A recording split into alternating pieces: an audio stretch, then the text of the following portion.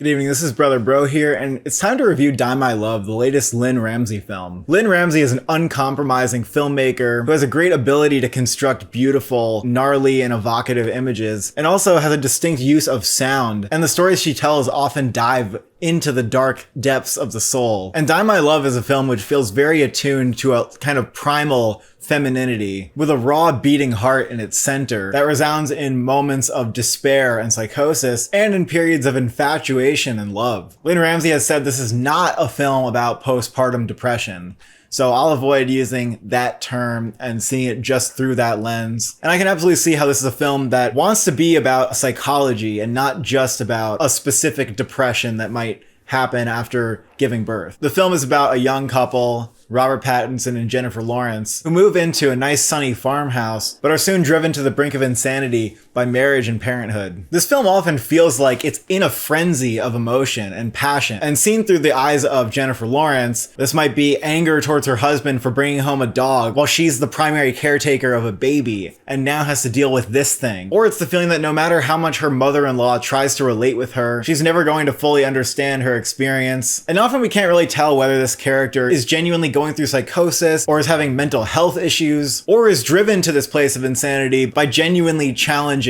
situations that life just thrusts upon you. And I think it invites the audience to see the film as both or either. Some people might be put off by the abrasiveness and the brashness of Lynn Ramsey's style, which is often overbearing, and sometimes the images and the sound together feel like they're assaulting the senses. But I think even more than trying to make a statement about motherhood or about marriage, this film wants us to just feel the raw and intense passion and emotion, grief and frustration that a mother may experience. And because that is front and center, I think it supersedes a criticism of this being overbearing or overstimulating. That is very much the point. And if you're trying to see around that and get to the point, I mean, you're looking right past it. And this is actually a film that has grown a little bit on me because I wondered if Lynn Ramsey was giving us a bleak portrait of motherhood, where perhaps, the characters shouldn't have undertaken this mission at all. But in retrospect, that's not at all what the film is saying, and I believe this is a quite nuanced and balanced portrait of motherhood. I love a film whose storytelling is very much in the sound design,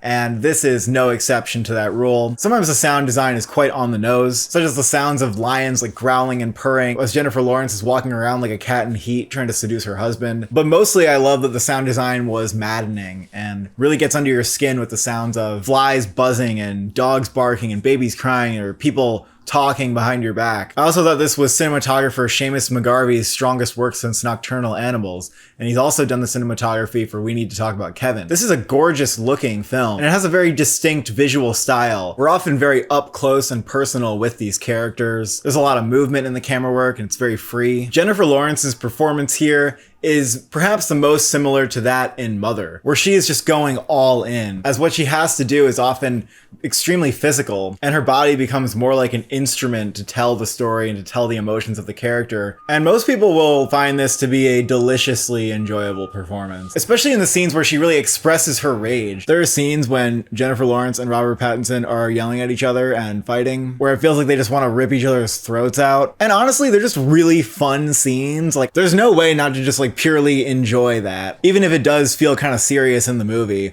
I also think there's a lot of humor in these scenes. And overall, the movie's very enjoyable, even if it's a little bit of a bludgeoning and exhausting experience. I think audiences will mostly like what they're seeing here. Maybe they'll be a little bit confounded by the ending, but hopefully that just incentivizes you to chew on what you've seen a bit. Robert Pattinson here also gives a great performance. He's kind of in the same zone that Jennifer Lawrence is in, where it feels like he is just going insane. Movies about insanity are fun. We gotta just be straight up with that. This is a kind of a fun movie. Sissy Spacek is also very good here, and I think her supporting role is quite satisfying, whereas Nick Nolte has much less screen time. Lakeith Stanfield is also in this, but he has a really small part, and it's actually a character that many people, including myself, walked away from this film wondering, what was that all about? Why didn't we see more of him? More left to the audience to interpret. But I do wish I could say that there was a great performance from Lakeith Stanfield in here, but there's just not enough of him. Overall, I would strongly recommend this film, and I will be seeing it again when it comes out. Lynn Ramsey is an exciting filmmaker, and her films are always worth seeing. Even if you don't like them or don't resonate with them, I think her style speaks for itself and that she's a force to be reckoned with. I give Die My Love an 8 out of 10. Thank you for watching. Thank you for subscribing. Do you wish you had as volatile a romance as this couple does?